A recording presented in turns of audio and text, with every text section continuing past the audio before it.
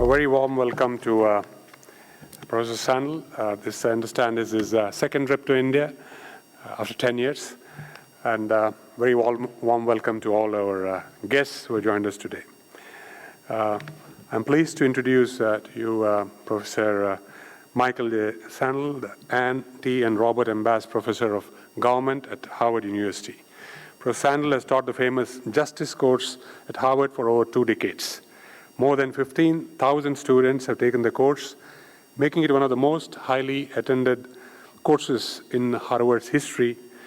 It's also the first Harvard course made freely available online, and I'm sure some of you have already visited the site to listen to his engaging and popular lectures.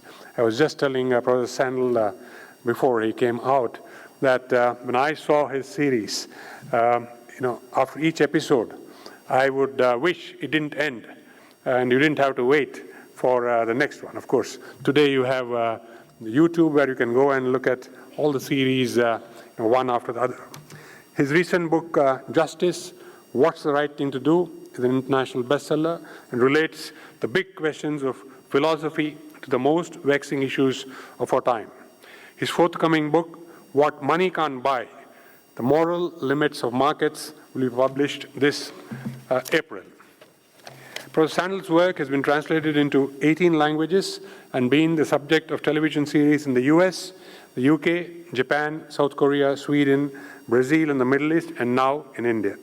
His lectures are being broadcast on NDTV every weekend from March 3rd onwards. Professor Sandel has been a visiting professor at the Sorbonne and delivered the Tanner Lecture on Human Values at Oxford University. And in 2009, delivered the BBC Reith Lectures broadcast in the UK and worldwide on BBC World Service. In 2010, China Newsweek named Professor Sandel the most influential foreign figure of the year in China. In the US, Professor Sandel has served on the President's Council on Bioethics and is a member of the American Academy of Arts and Sciences and the Council on Foreign Relations.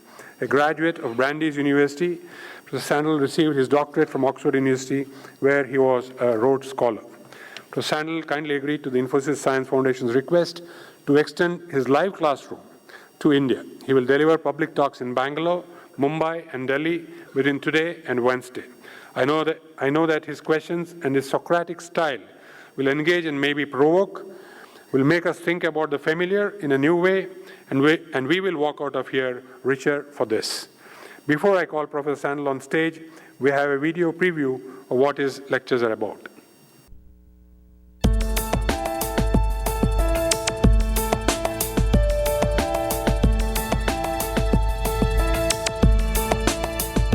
What's the right thing to do?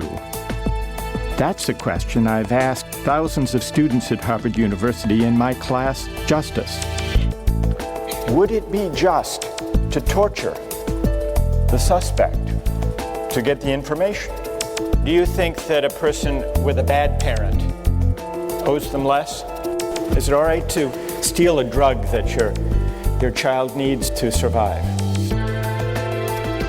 My name is Michael Sandel, and over the years, thousands of students have joined me for an ongoing debate about the moral decisions we face in our everyday lives. This is a course about justice, and we begin with a story. Suppose you're the driver of a trolley car. Nikolai, if you didn't think you'd get caught, would you pay your taxes? I don't think so. Do I think I should be able to bid for a baby? I'm not sure. It's a market. I mean, in a situation that desperate, you have to do what you have to do to survive. You have to do what you have to do. You got to do what you got to do. What do you say to Marcus? I've never been in a class like this before, where they kind of ask you to really think and consider the moral dilemma. I've never had such a fun class in my life, you know? We turn to the great philosophers of our past for answers. Do you think Bentham is wrong to add up the collective happiness? I don't think he's wrong, but I think murder is murder in any case. Yeah, well, then Bentham has to be wrong. If you're right, he's wrong. Okay, then he's wrong. All right. I'm right. Thank you. Well done. And we turn to the present to challenge the reasoning behind the moral choices we make every day. I think that what happened in the past has no bearing on what happens today, and I think that discriminating based on race should always be wrong. I just want to say that white people have had their own affirmative action in this country for more than 400 years. It's called nepotism and quid pro quo.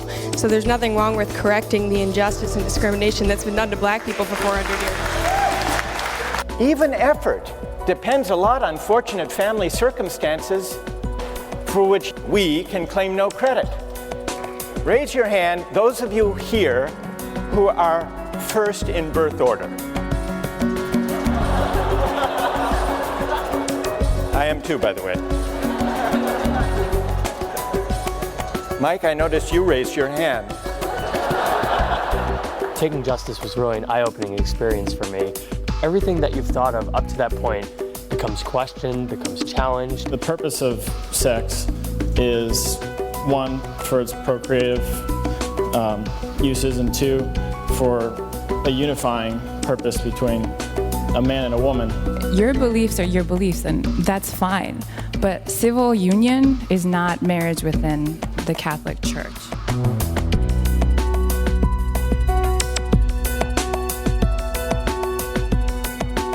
What is the right thing to do? People have been arguing for millennia, really, and there's still not one definite answer. And in ways that makes philosophy impossible, but makes it beautiful at the same time, that we're still debating similar questions. And the reason they're unavoidable, the reason they're inescapable, is that we live some answer to these questions every day. And now, I have the chance to invite you to join us as Harvard opens its classroom to the world.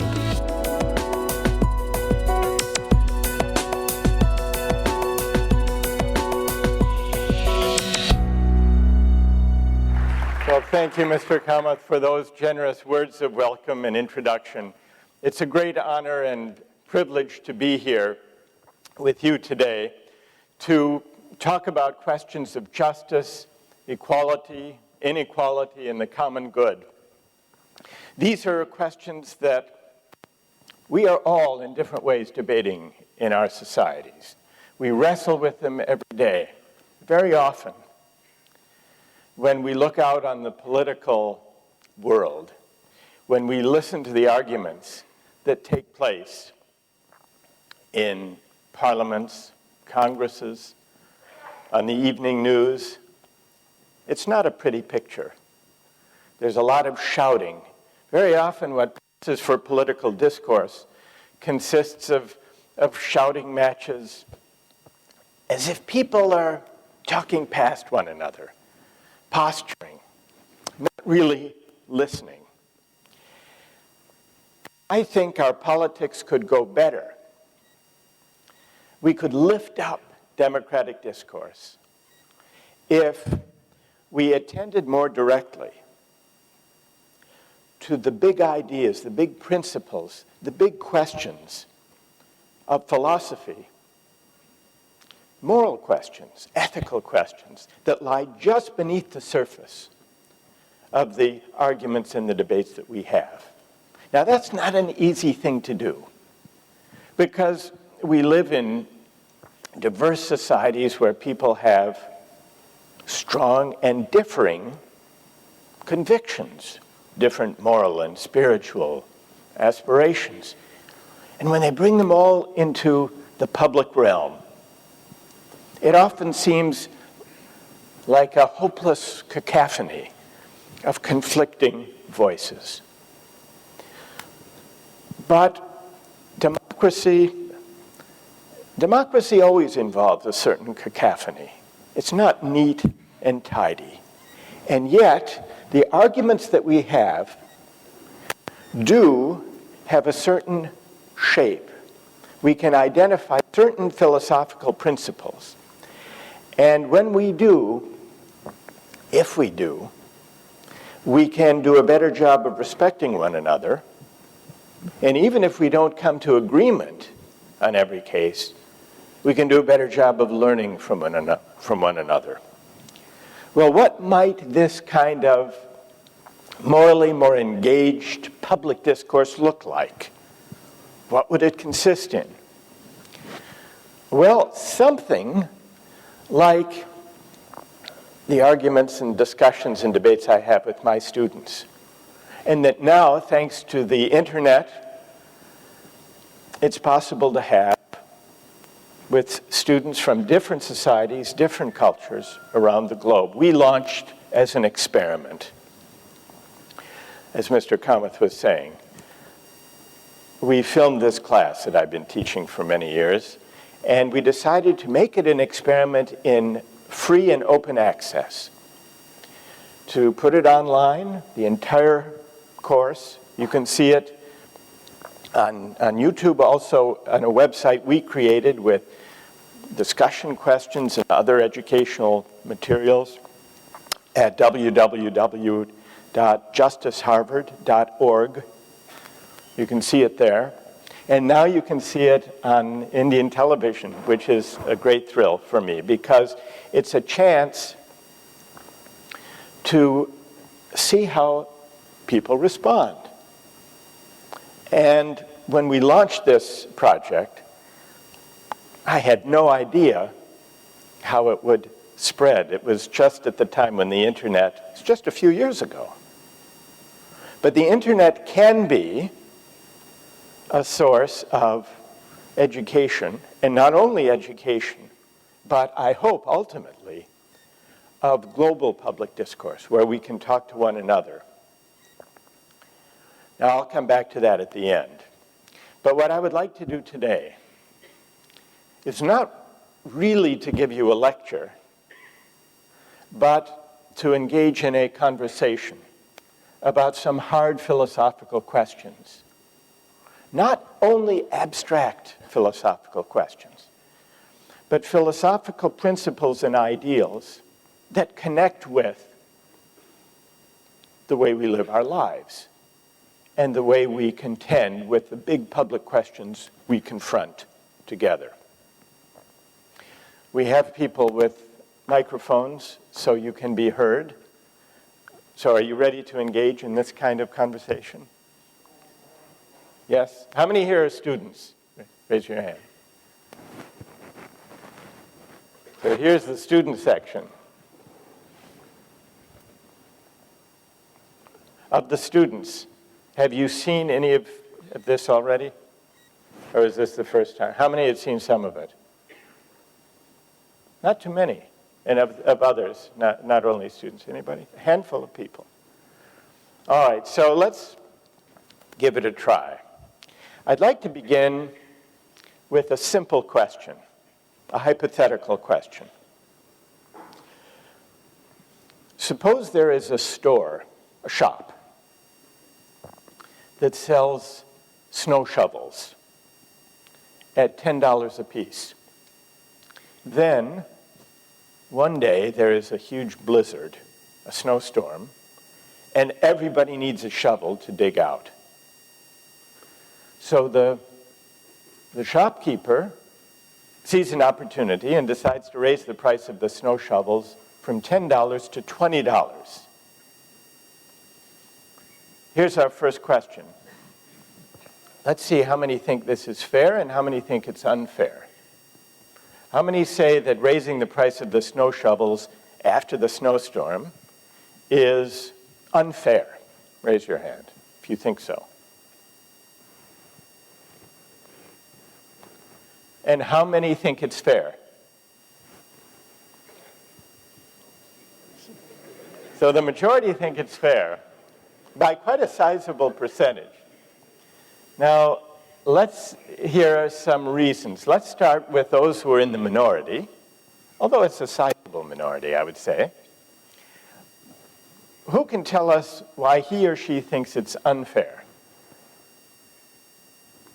Who will start us out? Yes. I think it is unfair because it is ultimately taking advantage of people's misery, and it is morally wrong. And if we compare it with what happened in 9/11, I guess some shopkeepers were selling water when people actually needed it quite urgently. So both these situations can be compared, and both of them were wrong for me. Both of them are wrong, whether it's snow shovels after a snowstorm Or water. or bottled water after 9/11 or some other disaster.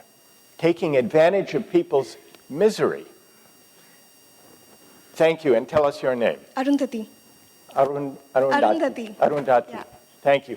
Keep the microphone Okay. for a moment. Not forever.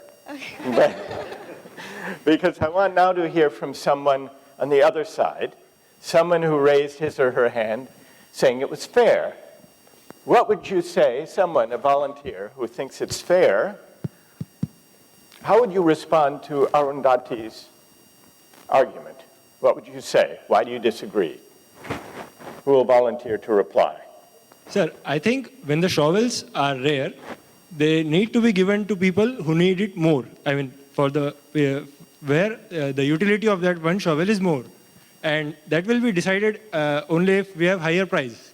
Otherwise, if it is set at $10 and there are more people, there will be fighting. I mean, who ultimately would get it? So there will be fighting based on no rational thinking, like whoever comes first might get it. Right. But if it's priced at a suitable price point, the person who needs it more will buy it. So I think it will be better distribution of rare resources. Very good. Stay there and tell us your name. I am Bharat Paladiwal. Your first name? Bharat. Bharat. Bharat. The microphone is reverberating.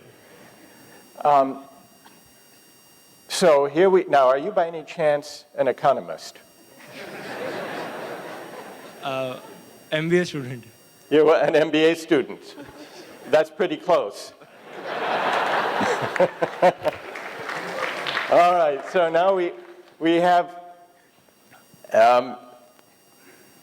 a good economic argument, Arundhati, I'm from the for politics background. raising the price, because the utility of the snow shovel, the snow shovel should go to the people who will make the best use of them, who want them the most, as measured by their willingness and ability to pay for it. And if we didn't allow the price to go up, then the snow shovels would go just to whomever happened to show up first. What do you say to that argument? The fact that somebody would want to show up to buy a snow shovel, doesn't that show that they need it? And who decides? How can you decide on the basis of how much money am I willing to spend? How can you decide whether I need it? I might not need it more than she needs it. Yeah. For example, if the path to outside my home is covered with the snow, and I need to remove it to get outside my home, I will be ready to pay more for it. What if you have only $10 and not 20? Yeah, that is a difficult question. But ultimately, okay, wait. All right. So you concede it's a difficult question. All right, but what do you say to it? That is definitely a difficult question. But ultimately, it has to go to some people who need it more. But you haven't quite answered. Ultimately, okay, there is a choice. Either a poor person will be trapped in his hut, or a rich person will be trapped in his home, and you can save only one. So is the rich person more deserving? Wait. Say it again. They didn't hear. Is the rich person more deserving then? No, but then what other mechanism do we have? Well, wait, but first answer that question. Is the rich person more deserving of the He shovel? might not be more deserving, but I think he's more important for economy or society as such.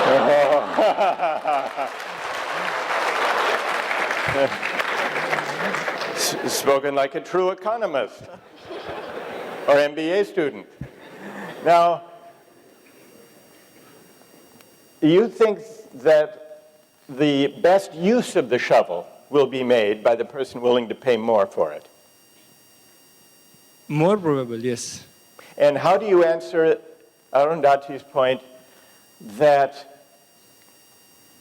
may not be the best measure because it measures not only who needs the shovel most, but also ability, who has the money to pay for it? Yes, Need plus the ability to pay. What's your answer to that argument? I really do not have a proper answer to it, and I think that is the weak point of my argument, because even if someone needs it more but does not have the ability, will lose out in this battle. All right, fair enough. he's given you an honest reply.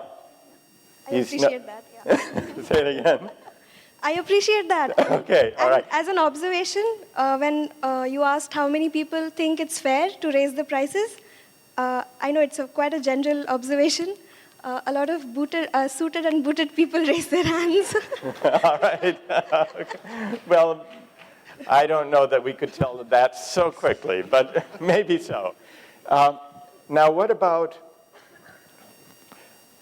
one other aspect of Arundhati's argument? Suppose she offered an analogy. Suppose that we're not a shovel. In fact, this was going to be my next question. You anticipated it. But bottled water after a disaster, 9/11 or a natural disaster, would you apply the same utilitarian or economic reasoning if it were not shovels but bottled water?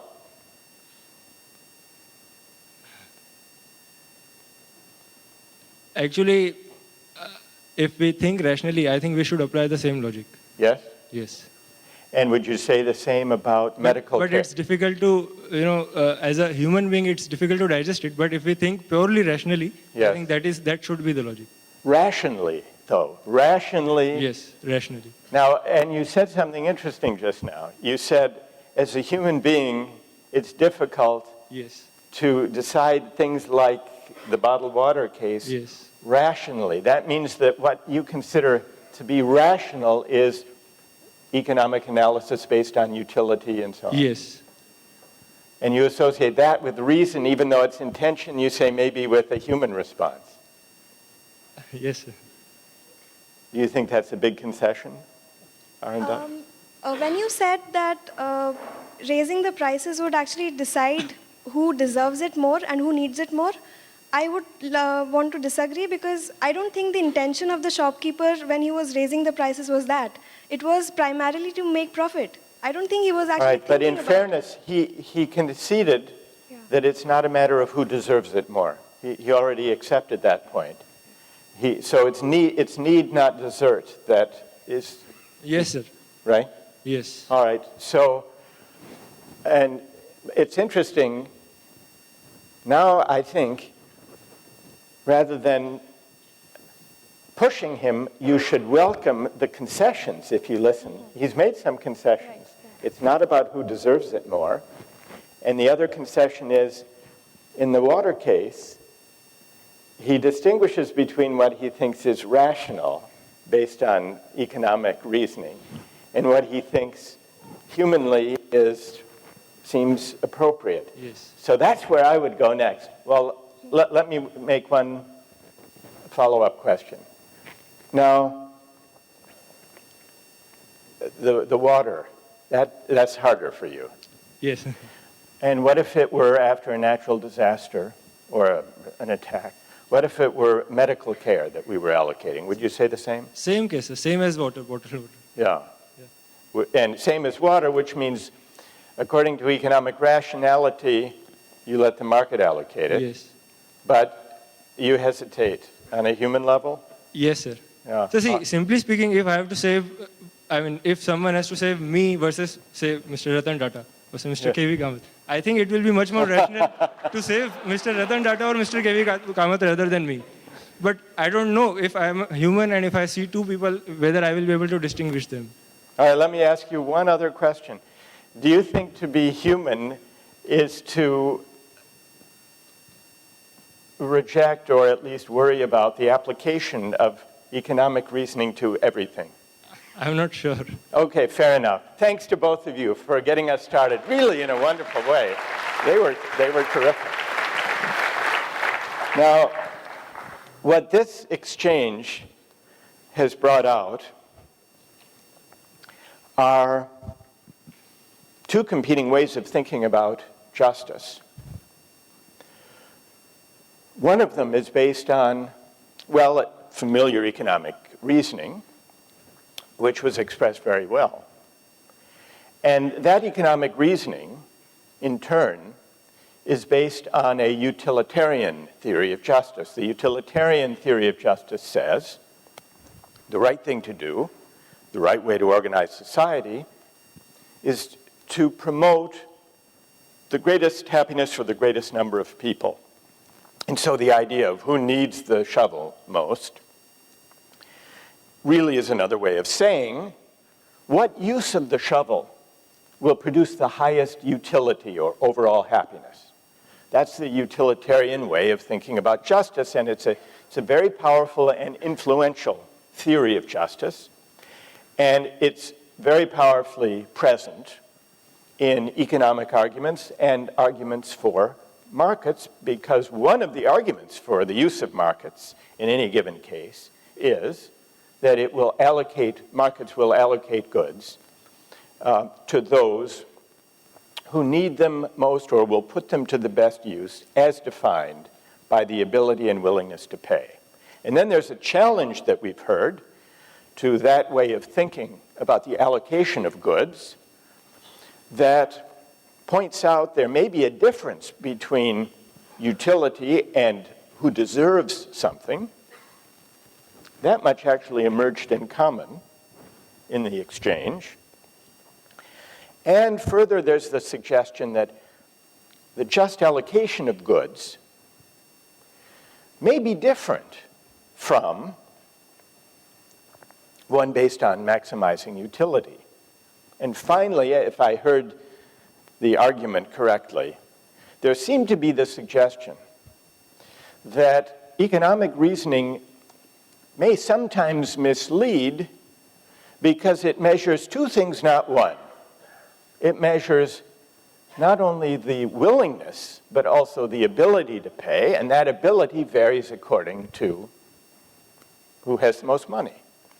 So we've had in this exchange a vivid illustration of two competing ways of thinking about justice, about markets, and the distribution of goods. And there's a further question that emerges from this exchange, which is, does the just way of distributing things depend on what kind of things we're distributing? Is it different for snow shovels and for bottled water in an emergency, or for medical care? Let's take a different kind of good, a very important good in our societies, access to university education. Now, there are raging debates in India and in the US about affirmative action or reservations as a policy for university admissions. Should admissions be based on academic merit, test scores, exams alone? Or should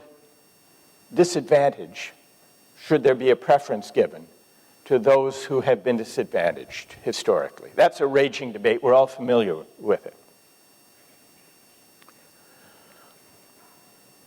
And to resolve that debate, we have to think through what is the purpose of the good, in this case of a university education. But it's not that debate that I would like to put to you.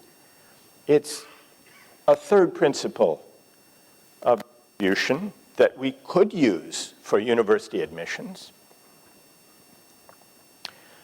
beyond academic merit, beyond disadvantage. Suppose an elite university decided it needed more money to carry out its mission. It needed new science labs, an improvement to the library. It needed to raise more funds so that it could subsidize the education of poor students. Universities always can use more money.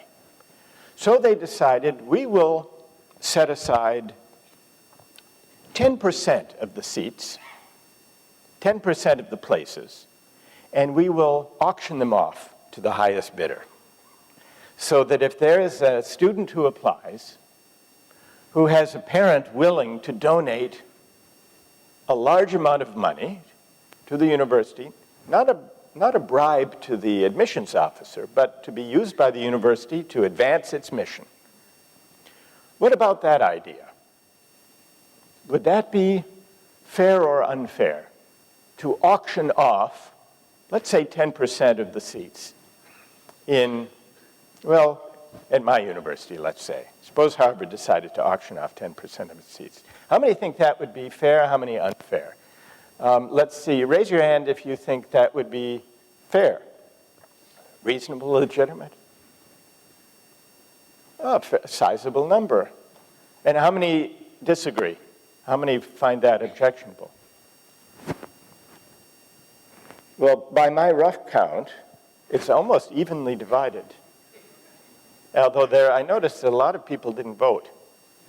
Why is that? You're still thinking about it. All right, let's hear from someone who would defend the idea. Someone who thinks it's fair and might even be a good idea.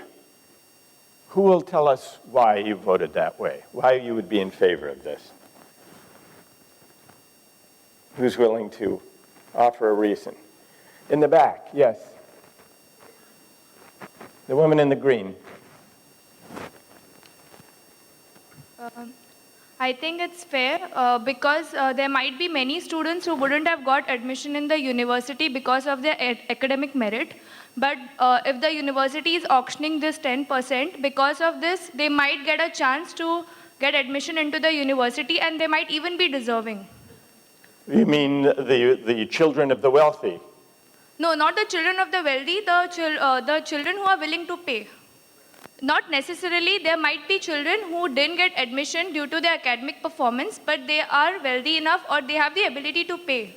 Okay, so there may be applicants who would not be admitted on academic merit, but they're plenty good, they could do well nonetheless, even though they're not maybe as high scoring as others, and here's a chance for them to get in, and for the university to make money at the same time. Yeah. Okay, thank you for that. Who disagrees? Who objects to this? Yes.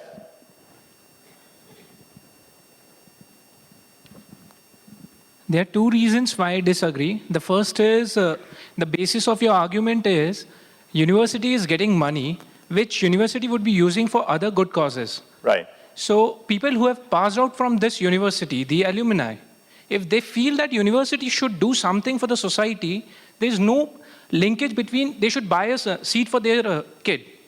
They should donate. They should just go and donate money. They should donate the funds.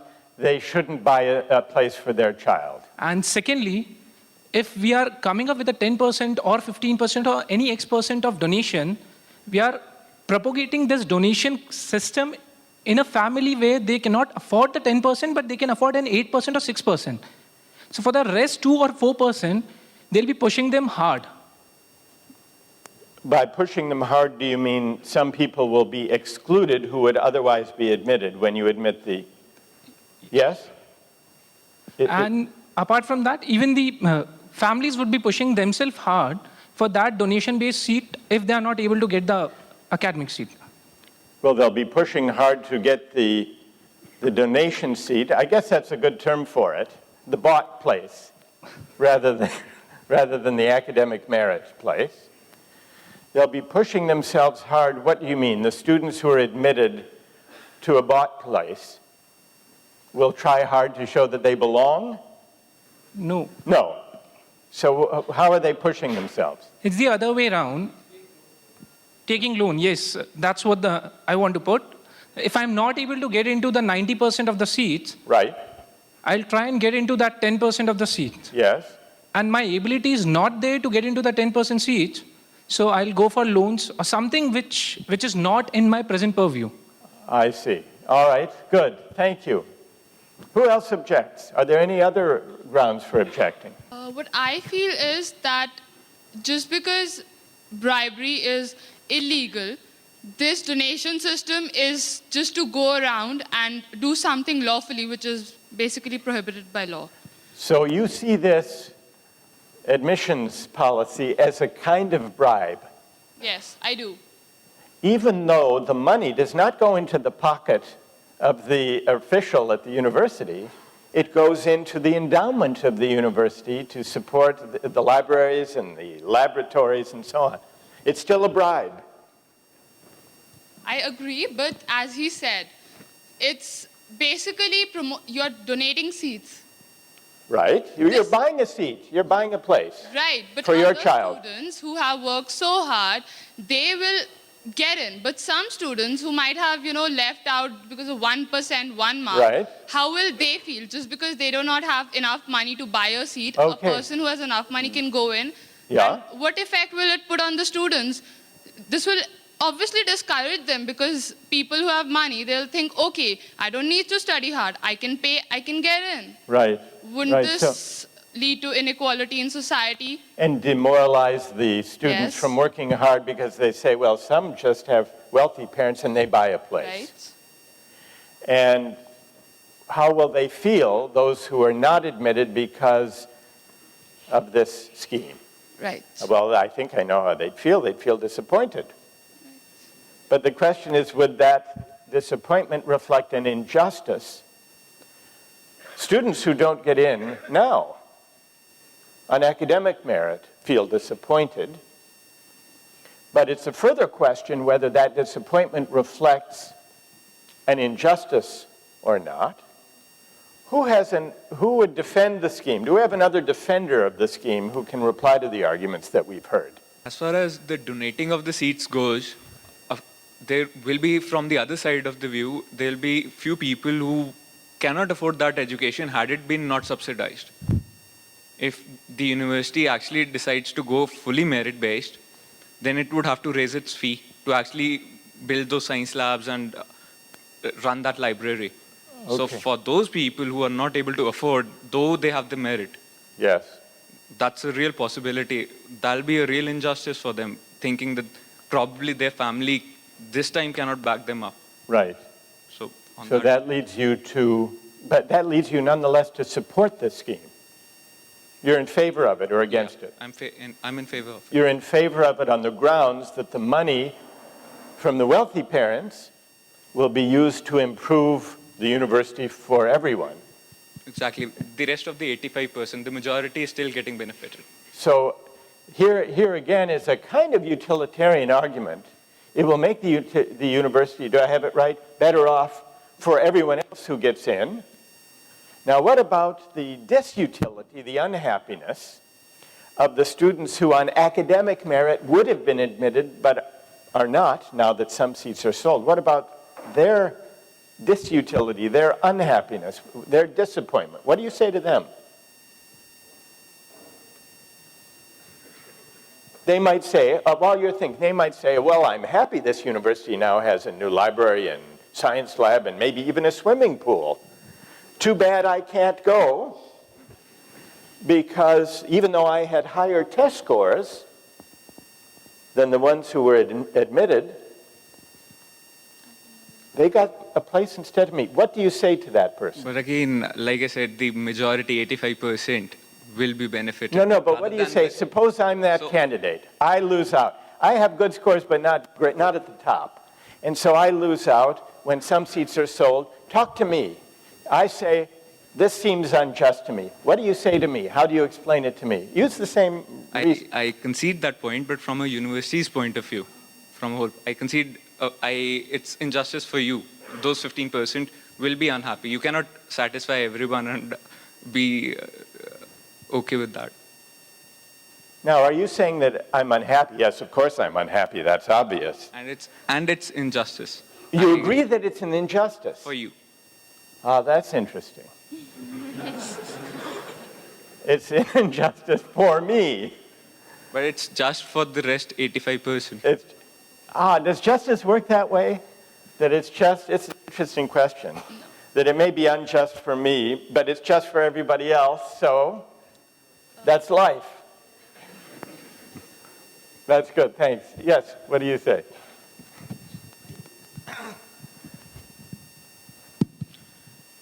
See, there is a confusion in the thinking. A wrong means cannot be used for right end also. Here you put an objective saying that this university will raise funds for a good cause. Yeah. That is actually giving a color to the means. Therefore, people are inclined to think that wrong means is also okay for a right end. So there has to be a clarity saying that means also have to be right. If that is the clarity, then most of the people who supported this may probably review their thinking. So you think that we should consider that not only must the ends be just, improving the school, university, but the means must also be just. And if people recognize that and accepted it, they would revise their thinking on this question. And we have Gandhiji, the father of nation, who has made this principle loud and clear when he was fighting against the British. And you think that principle that Gandhi invoked applied to this case would suggest that the seats should not be auctioned. Is that the conclusion you come to? Yes, exactly. All right. That's good. Thanks to all of you who have joined in this discussion of the university. I want to put another question now. There are some couples who would like to have a child of their own, but for one reason or another, for medical reasons, medical conditions, they're unable to conceive a child on their own. And so in some cases, they hire someone, a woman, to carry the child, to bear the pregnancy, to give birth to the child, and then turn the child over. Paid pregnancy, sometimes called surrogate motherhood. And in the US, there are some states that permit this practice, others don't. It's quite expensive. It costs, the payment to the surrogate mother is about $25,000 in the US. Adding in medical expenses and legal expenses, it costs about $75,000 in the US to hire someone to be a surrogate mother.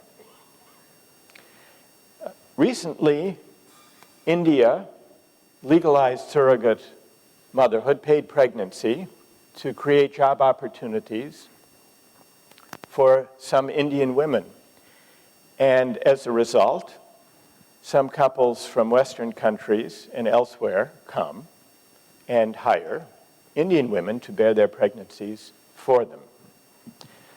The pay is ranges from about $7,500 to $9,000, a considerable amount, but less than the couples would have to pay if they did it in the United States. Now, I'd like to hear people's views.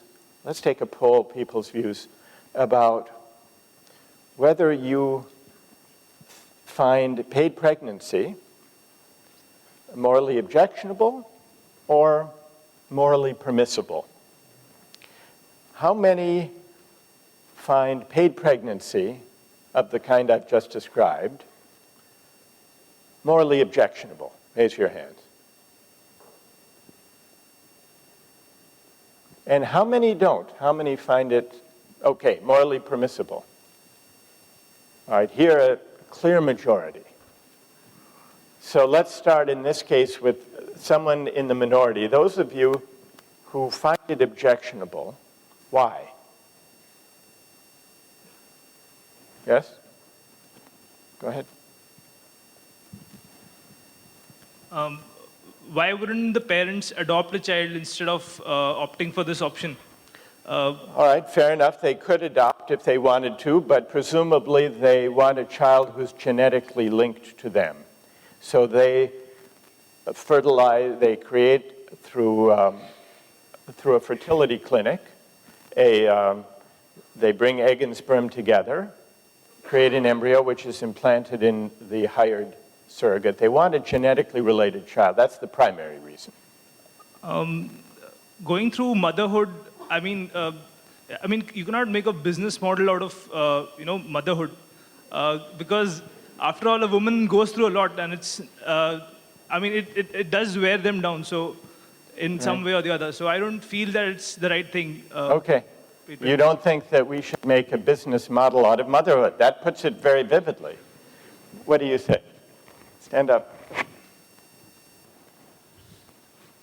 It's like you're commodifying everything, so it's commodification of even motherhood.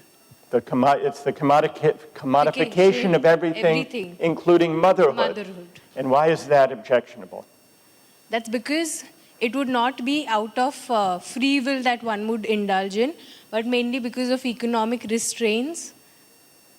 So it's not truly free, the choice to be a surrogate mother. It can be compulsion, economic compulsion and not willingness. So economic compulsion, not true freedom, might motivate the choice. And why do you say that? Explain why you think it might involve economic, because the women are poor typically. Yeah. Because a woman from a well-to-do family in India would rarely get into something like this, but then it's almost possible that it would be a woman from a little lower class who would get into this. Okay, this is an interesting point. There are two objections here, and then I'd like to hear people responding. One is that it's the commodification of motherhood, which somehow seems intrinsically morally objectionable to some. Yes. And then there's a separate argument, and tell us your name. Janki. Janki? Yeah. Did I say that okay? Janki has another point, which is one of the, if I can elaborate on it, you'll tell me if I'm still true to what you had in mind. One of the arguments for markets is the utilitarian argument about maximizing the usefulness to society. But another argument is freedom, the idea that free markets reflect the free choice of people making exchanges of goods and services. Yes. And so the argument here, the second argument is, in this case, it might be because of economic compulsion or coercion and that the woman accepts the job, so it's not truly free. It's a free market argument would suggest. Do I have it right? Yes, sir. Okay, thank you for that. Now, who has a reply? Who has the other view? Who would like to reply to those objections? It's commodifying motherhood, and it may not really be free. In the back.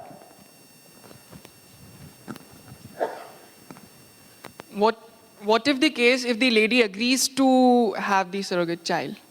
I mean... Well, she has agreed. Clearly, she has agreed. Agreed to enter into the exchange.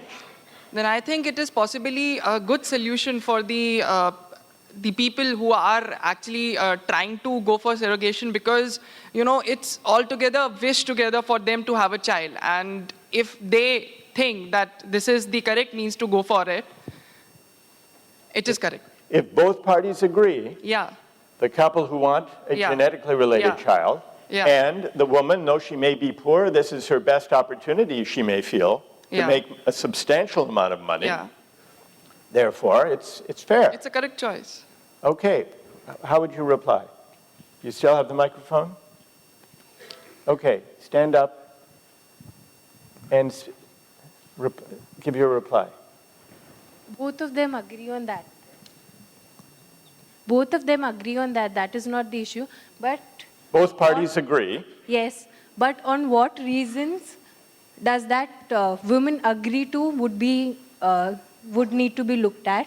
And while the reason for involvement from the other side would be purely getting a child, and it might lead to even exploitation of that woman in the process. Well, but let's assume there are safeguards to prevent exploitation, which in many cases there are. Let's just stick with the principle. Now, so the argument in favor is it's a free agreement between two parties. Each has something the other wants, and a deal is made. So your answer to that is, say it again. And you can agree. Yeah, it's a free agreement. But then is it morally right? I mean, would you agree if both agreed, but then would you agree on it if the woman, after delivering a child, wants to keep it with her due to whatever reasons.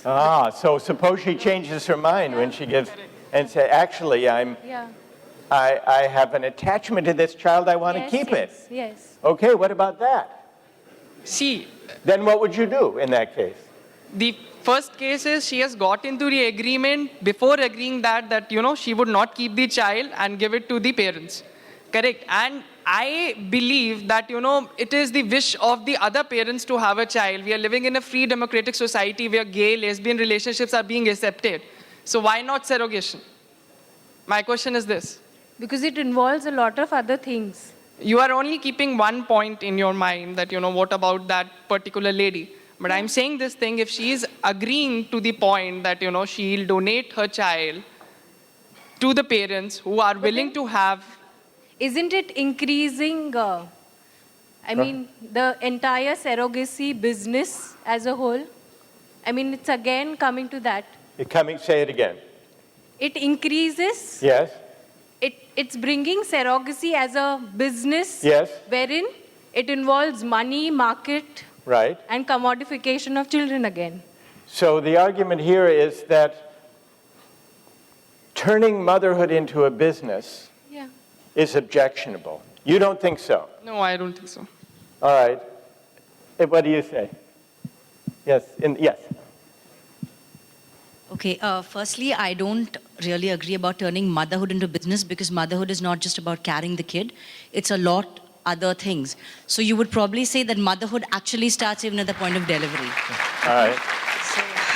So that point I don't agree with. And then, of course, what the others have said, I think it's okay because it is a business deal that you're making. And in one way, if you leave aside the economics of it, you can also say that you're giving a chance to a couple who otherwise is not going to have a kid.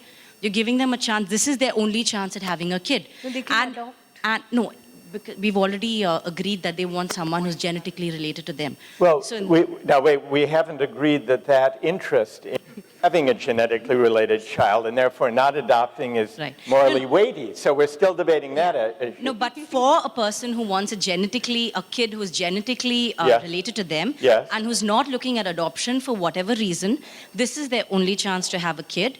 And the woman who they're paying to have the kid, she's okay with it. She's doing it for money. She's doing it for whatever reasons. This is probably her only chance of getting that money as well. So she's okay with it. I don't think it's exploitation. It is, then if you look at it that way, anyone who does anything for money is being exploited because they're doing it for money. Oh, all right. Okay, stay there. All right, what about that argument? Anyone who's working for money, by your argument, is being exploited. What do you say to that? Not everyone who works for money is exploited, but who is harmed in a way and injustice is inflicted on that person because of money. But why is she being harmed? How is she being harmed? How is she being harmed? How is she being harmed? The question is, she has actually entered into the agreement prior agreeing to the fact that, she'll donate the child. So I don't think it is a question of harming a woman. Wait. So you're arguing with two people at once here. And one challenge is what constitutes the harm? The other challenge is what about the fact that it was agreed to? All right, take one more attempt to respond to your critics. You're doing well. Go ahead. And now you have an advisor. Now I have just one question. Is he? It's teamwork. Is he a hired advisor? It's teamwork. We all think similar. Okay. So what are your replies to this question? What is the harm? And what about the fact that it was mutually agreed to? It's mutually agreed to would be yes at that given point of time. But if it does not involve any kind of a written agreement. No, it does. It does, though. It does. They sign an agreement. Yeah, but then it would be selling your child. It's like selling your child. Yeah. Here's another and if it turns into a business, any number of women can produce any number of children and sell them. Okay. Oh, all right. So should we have a market A market in children. Yeah, it would be marketing children and then you Baby have... selling. Yes, could I baby just- selling. Why bother with a surrogate? Why not just have an open market in Yeah. babies? Yeah. What about that? What would You're you not say to that? selling your child, you're selling your womb. That's the difference. Because, yeah, you're renting out your womb, not even selling it. Because the child is Wait, genetically say that again. their child. Everyone didn't hear it. Say it Yeah, again. you're renting out your womb, you're not selling your child. It is not your child. All right, so the there's... child has been formed genetically by that person's sperm and Only that one, person's egg. only one genetically that person's sperm. I mean, Yeah, it's not your child. That's the basic. Scientifically, it is not your child. You're just renting out your womb. You're renting out your womb. so how That's will- a vivid way of describing this. no, how will the market decide what is the money involved in that? I mean, what is the rate of that womb? All right. Well, Yeah. I don't think that really comes into this argument, like what price point you're going to put on it. I don't think that's what we're arguing about. all right, the market will determine. I mean, that's not your strongest argument, because we know the market will determine the price. So that isn't your strongest worry. Yes. I would stick to the moral arguments. But you've done very, very well in the face of some very good objections. Thank you to all of you on this round. All right, what have we learned? What have we learned from these two cases about university admission, the auction, the imaginary auction, and the case of paid surrogacy or paid pregnancy? We've now, if you look back at the cases we've discussed, going all the way back to the snow shovel and the bottled water case, there seem to be two moral arguments underlying the use of markets. One of them is utility, maximizing happiness, promoting the needs of society to the maximum extent. That's a utilitarian argument. The second argument for markets is that they reflect the free choice of the people who make exchanges of goods or services for money at a certain price. So a utilitarian argument and a freedom argument are the two main moral principles underlying market arguments and economic reasoning. Then, listening to the exchanges, we can identify two objections to the use of markets in certain circumstances. One objection tackles the freedom claim and suggests that where there is not a level playing field, where the agreement is made between parties where there is substantial economic disparity, inequality, the agreements reached in some markets may not truly be free. This was one argument we heard. Because there may be compulsion or coercion built into the unequal bargain. People who are desperately poor may make bargains. They may agree to them, they may sign the contract, but that doesn't mean that their agreement is necessarily free. So that's one issue we need to sort out about what counts as freedom. What background inequalities in the society undermine the freedom of the agreements we make to buy and sell things, including services, including renting out parts of our body, our reproductive capacity. So that's one argument. What is freedom, really? And what does it have to do with inequality? Does inequality undermine freedom sometimes? And then there was a second objection to the use of markets in the university case, in the surrogacy case, that didn't have to do with the freedom of the exchange or the character of the consent, but instead had to do with the nature and purpose of the good itself. So when some people objected to auctioning places in the university, part of the objection had to do with unfairness to the applicants who lost out, who had pretty good grades but not good enough and didn't have wealthy parents.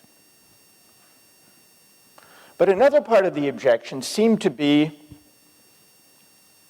this was the bribery objection. It's kind of like bribery, someone said. Well, what does that mean? It's not that the official is pocketing the money. That's standard bribery. Maybe the bribery objection to auctioning the seats rests on this idea. This way of distributing access to university education is at odds with the purpose, the mission, the point of universities.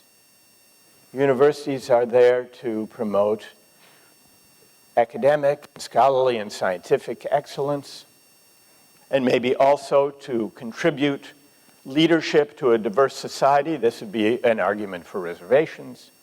But to auction seats, some suggest, corrupts the meaning and purpose of a university, what it's really about. Notice that this argument, call it the corruption argument, but I don't mean literal corruption, pocketing the money. Corrupting the purpose, the meaning. The corruption argument is different from the debate about freedom, free choice. Two separate arguments. And similarly, in the surrogacy debate we just had, we saw the freedom argument. Is it really free or is it coerced? But we also saw the argument, heard the argument, that somehow this corrupts or degrades by commodifying parenting, corrupts motherhood. Now, not everyone agreed that it does. But that's the issue. To speak of the corruption argument, separate from the freedom argument, requires that we figure out and reason about the good, the purposes, the ends that social practices, parenting or university education, properly pursue. Now, let me just say one other word about this worry about corrupting the good at stake or degrading it. How can markets, buying and selling, corrupt social practices like parenting or motherhood or education? Well, it seems that when we buy and sell things, we don't just use markets as if they were neutral instruments of exchange. Buying and selling things shapes our view of them. And sometimes the worry is that using markets in certain domains of life crowds out, market values can crowd out non-market values that we care about. That was the worry, I think, about commodifying motherhood. Take a very small example, not as fateful as the ones we've just now been discussing.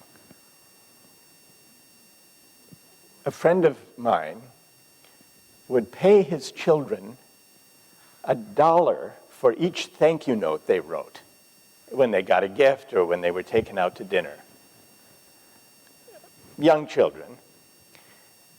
I received some of those thank you notes, and I could usually tell by reading them that they were written under a certain kind of duress. But now, commodifying thank you notes, is there anything morally objectionable about it? Maybe morally objectionable is a bit too strong. Is that the way you would raise your kids? Well, I suppose you could look at it two ways. You might say, you might hope, that if you pay your children to write thank you notes, or for that matter to read books or to get good grades, to motivate them, a financial incentive, a market incentive, you might say, it will teach them a good lesson. It will get them in the habit of writing thank you notes, or reading more books, or getting better grades. And it could work out that way. It could work out that if my friend, if his children get in the habit of writing thank you notes for $1 a piece, that's what they got paid, then when they grow up, that habit will continue even when someone isn't paying them. And they will learn gradually the real reason to write thank you notes. That's the hope. Could turn out the other way, though. It could turn out that these children who were paid $1 for each thank you note they wrote learn that thank you notes are a kind of piecework to be done for $1 a piece, And when someone stops paying them $1, they'll stop writing them. And if that's true, then the monetary payment, the use of the market, will teach them a perverse lesson and prevent them from learning the virtue of real gratitude, in which case the commodification will have crowded out the norm, the value, the virtue of gratitude, which after all is what thank you notes are ultimately for. Now, paying kids to write thank you notes, that's not the gravest of questions we face. But the structure of that dilemma illustrates something that runs through all of these cases that we've been discussing about the use of markets.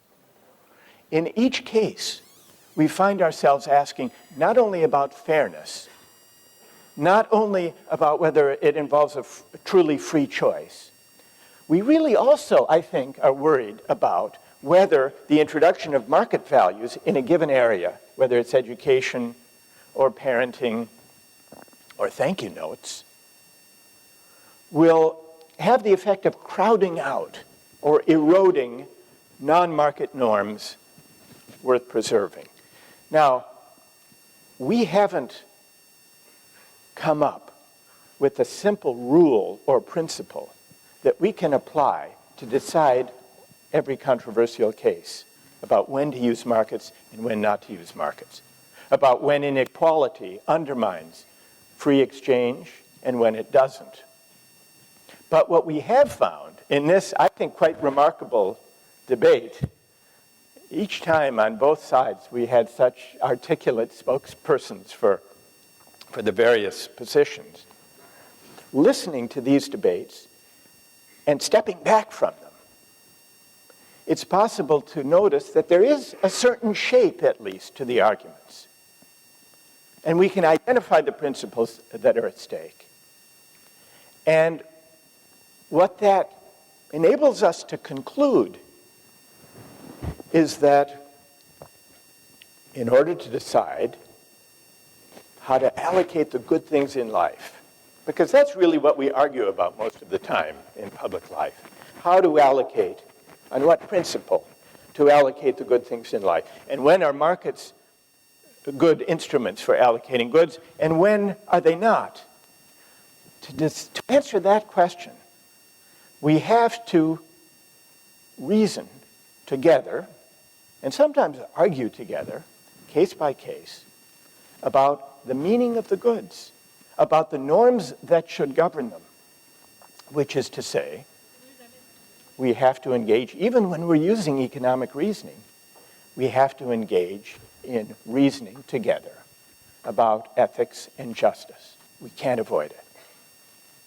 And the nature of the good life, the nature of the good of education or of motherhood or of gratitude, in the case of the children with the thank you notes.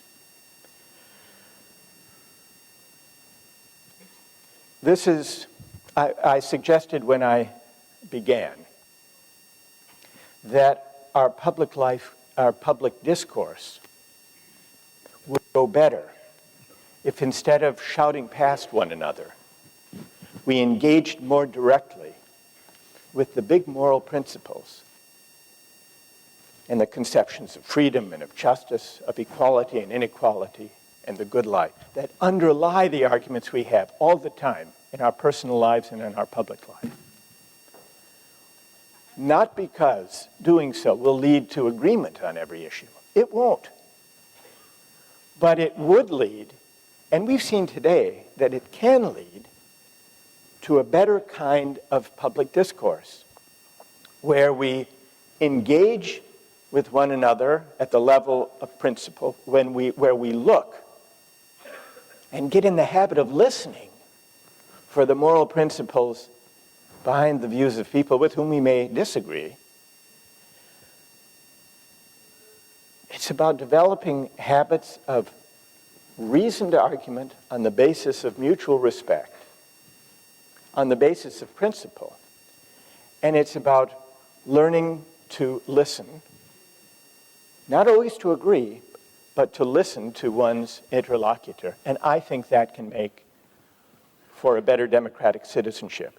And to go back to the project I was telling you about when we began, I think we should aspire to this kind of morally engaged public discourse, not only within our societies, but across our societies and across cultures.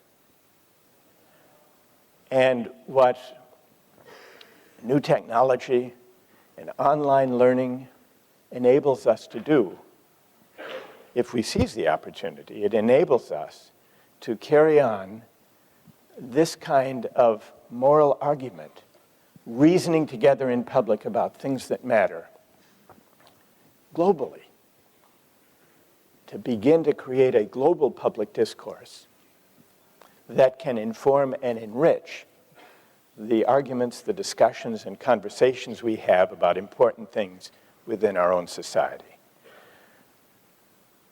That's my hope, anyhow. And by the quality of the engagement you've displayed, you've, for me at least, strengthened that hope. Thank you very much. Thank you.